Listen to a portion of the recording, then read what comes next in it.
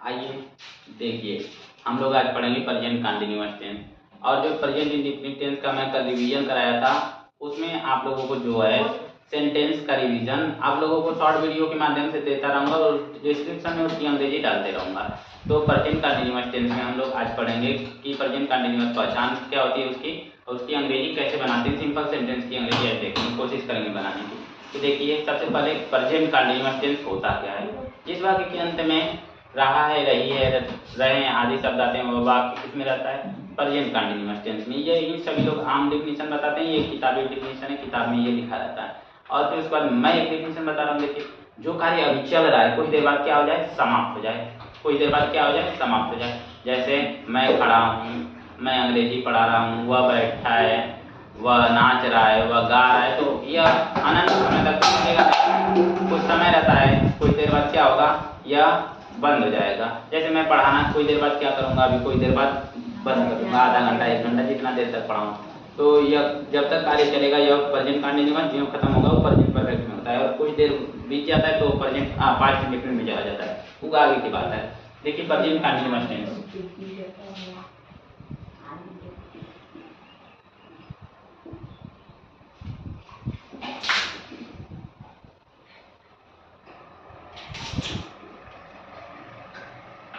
Present continuous tense पहचान।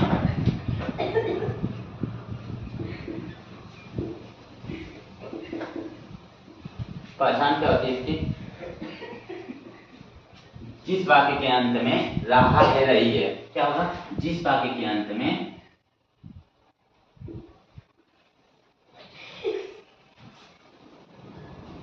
जिस वाक्य के अंत में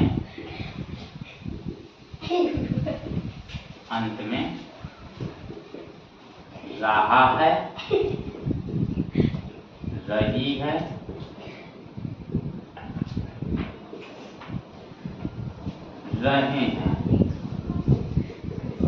रहे हैं,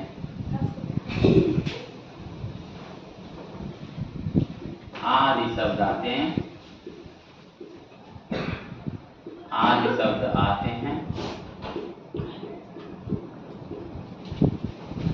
जिस वाक्य के अंत में रहा है, रही है, रहे हैं आदि शब्द आते हैं, वह वाक्य प्रेजेंट कंटिन्यूअस टेंस में होता है।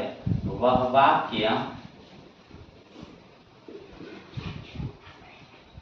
प्रेजेंट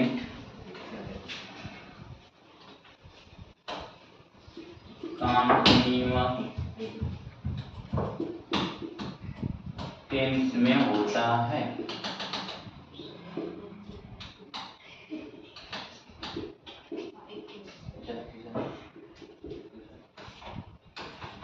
क्या बोला हूँ, जिस वाक्य के अंत में रहा है, रही है आदि शब्द आते हैं, वह वाक्य किस में होता है, प्रेजेंट कंटिन्यूअस टेंस में होता है। वह वाक्य प्रेजेंट कंटिन्यूअस टेंस में होता है। अच्छा देखिए, जैसे मैं बोल दूं वह नाच रहा है, क्या हो गया, वह नाच रहा है। एग्जाम्पल आप लोगों को क्या होगा, वह नाच रहा है। यह कौन सा टेंस है, प्रेजेंट कंटिन्यूअस टेंस। ठीक है, अब देखिए इसकी जो है स्ट्रक्चर, सिंपल सेंटेंस का इसकी इंग्लिश कैसे बनाते हैं स्ट्रक्चर देखिए। जैसे मैं बोल दूं सिंपल सेंटेंस, आप लोग हेडिंग लगा लेंगे, सिंपल सेंटेंस।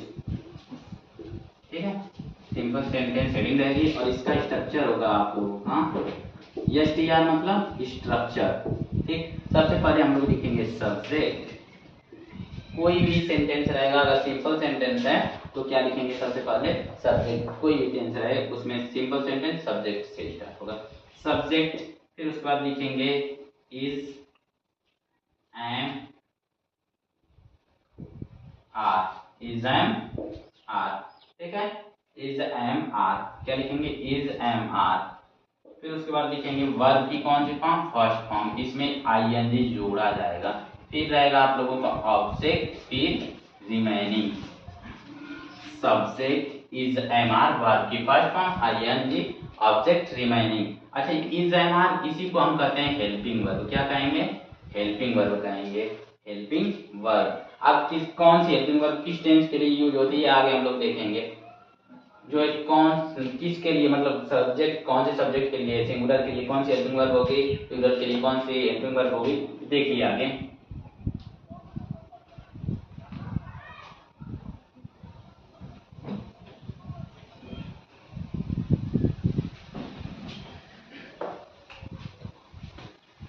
देखिए पॉइंट करके लिखेंगे, ही, फिर सी, इट, नेम तथा सिंगुलर के लिए, नेम तथा सिंगुलर के लिए, सिंगुलर के लिए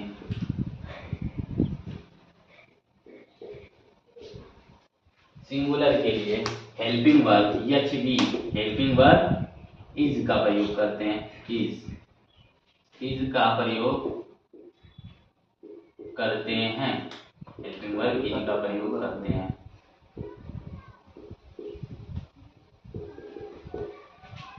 अगली पॉइंट देखिए, we, you, they, we you they तथा प्लूरल के लिए, वी यू दे तथा प्लूरल के लिए हेल्पिंग वर्ब एच बी किसका प्रयोग करेंगे, एच बी आर का प्रयोग करते हैं, हेल्पिंग वर्ब आर का प्रयोग करते हैं, हेल्पिंग वर्ब आर का प्रयोग करते हैं।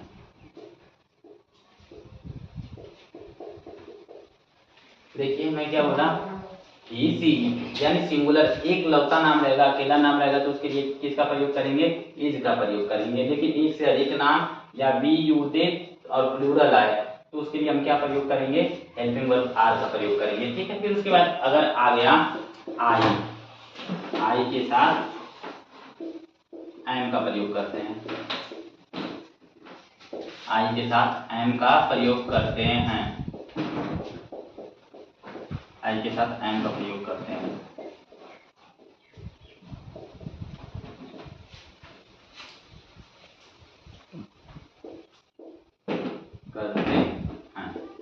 आई के साथ किसका प्रयोग करेंगे, एम का प्रयोग करेंगे। आई बात समझ में, आई के साथ एम का प्रयोग करते हैं। अब देखिए आगे, जैसे मैं इसकी इंग्लिश बता दूं कैसे रहेगा, एग्जाम्पल,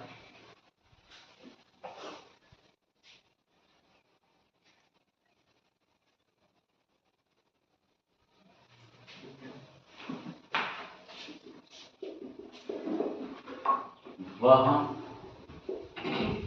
नदी में नहा रहा है, वह नदी में नहा रहा है। देखिए क्या होगा, वह नहा रहा है, कौन नहा रहा है, वह की इंग्लिश ही। फिर उसके बाद ही के साथ अभी मैं बताया हूँ हेल्पिंग वर्ब क्या यूज करेंगे, इज यूज करेंगे, हेल्पिंग वर्ब यूज क्या करेंगे, इज, ही के साथ इज लगाएंगे, ही इज। अब नहाने की इंग्लिश होता है बाथ, क्या होता है, बाथ, इसमें क्या जोड़ देंगे, आईएनजी, फिश बाथिंग। कहाँ नहा रहा है, इन द रिवर, कहाँ नहा रहा है, इन द रिवर। आई बात समझ में। दो तीन सेंटेंस और देख लीजिए, देखिए ही का प्लूरल का देख लीजिए, एक वाला ऐसे कर लीजिए और दूसरा देखिए, वे खाना बना रहे हैं, खाना बना रहे हैं, वे खाना बना रहे हैं, क्या हो जाएगा, दे, वे के लिए क्या लगाएंगे हम, दे। अब देखिए दे के साथ हम क्या जोड़ेंगे, आर जोड़ेंगे, आर जोड़ेंगे, दे आर। बनाने की इंग्लिश कुक, इसमें क्या जोड़ देंगे, आईएनजी। देखिए बनाने की इंग्लिश होती है कुक, इसमें क्या जोड़े हैं, आईएनजी। दे आर कुकिंग, क्या बना रहे हैं, खाना बना रहे हैं, दे आर कुकिंग फूड। फिर उसके बाद अगली इंग्लिश, मैं स्कूल जा रहा हूं, मैं स्कूल जा रहा हूं, मैं स्कूल जा रहा हूं। तो सबसे पहले मैं, और फिर उसके बाद मैं के साथ क्या लगाएंगे, एम लगाएंगे। हेल्पिंग वर्ब किसका प्रयोग करेंगे, एम का, आई एम गो के साथ क्या जोड़ देंगे, I N G, I am going to, और मैं बताया था जाने के लिए टू लगता है, I am going to school, मैं कहाँ जा रहा हूँ, मैं स्कूल जा रहा हूँ, I am going to school. आई बात समझ में, प्रेजेंट कंटीन्यूअस टेंस। अब हम लोग देखेंगे आईएनजी के जोड़ने के नियम। आईएनजी जोड़ते समय कुछ वर्ब में जो है बदलाव होता है। कैसे बदलाव रहेगा देखिए,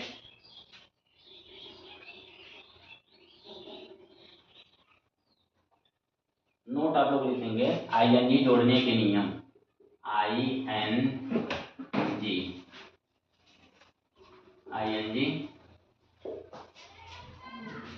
जोड़ने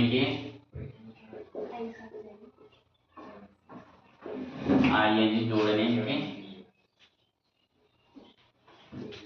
कुछ नियम। आईएनजी जोड़ने के कुछ नियम नोट करके लिख लीजिएगा आप लोग। आईएनजी जोड़ने के कुछ नियम। सबसे पहला नियम लिखेंगे हम, जब वर्ब के अंत में, देखिए समझिए, जब वर्ब के अंत में क्या आ जाए, ई आ जाए, ठीक है, वर्ब के अंत में क्या आ जाए, ई आ जाए, तो हम क्या करते हैं, ई को हटा के आईएनजी जोड़ते हैं। लिखेंगे जब वर्ब के अंत में,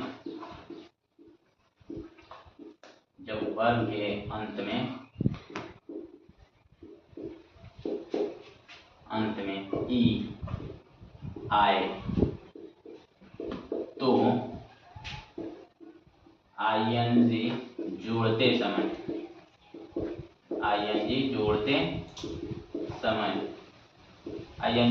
समय क्या करते हैं, ई को हटा दिया जाता है। आईएनजी जोड़ते समय ई को हटा दिया जाता है।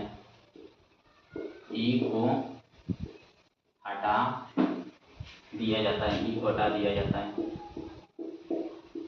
हटा दिया जाता है। आई बात समझ में, आईएनजी जोड़ते समय। जैसे एग्जांपल देख लीजिए,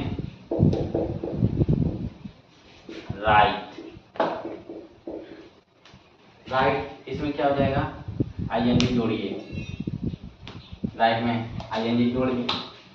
देखिए फिर उस पर क्या करेंगे, लिखिए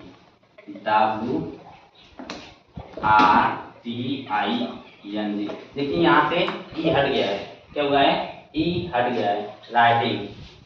अब जैसे एक एग्जांपल और देखिए, डांस प्लस ING क्या हो जाएगा, डांसिंग। देखिए ई हट गया है, यहाँ से ई क्या हो गया है, हट गया है, डांसिंग। आई बात समझ में। अब अगला नियम देखिए, एक पहला नियम हुआ, इस नियम को ध्यान से देख लीजिए और इसी के लिए नोट लिखेंगे हम। इसी के लिए हम लोग लिखेंगे नोट।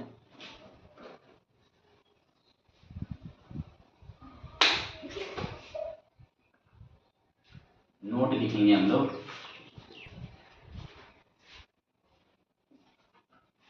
ING जोड़ते समय। इसी के लिए लिख रहे हैं तो क्या लिखेंगे, यदि अंत में ई आए, लिख लें पहले, यदि अंत में ई आए,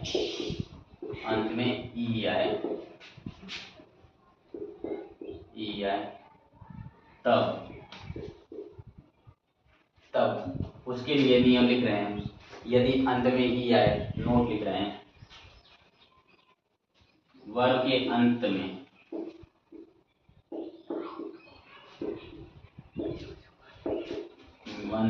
यदि डबल ई, क्या हो जाए, डबल ई, दो ई आ जाए, या डबल ई या वाई ई आए तो ING जोड़ते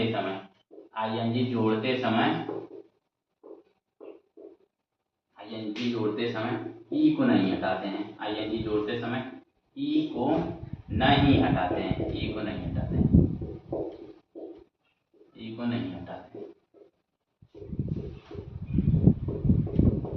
अच्छा देखिए, दोनों नियम में आप ध्यान से देखिएगा अंदर। एग्जाम्पल मैं दे रहा हूं, सबसे पहले सी, ठीक है, इसमें क्या जोड़ रहे हैं हम, ING, ठीक है। एक हो गया हमारा डाई, ING। एक था हमारा, क्या था, राइट, क्या लिखे थे हम लोग, राइट।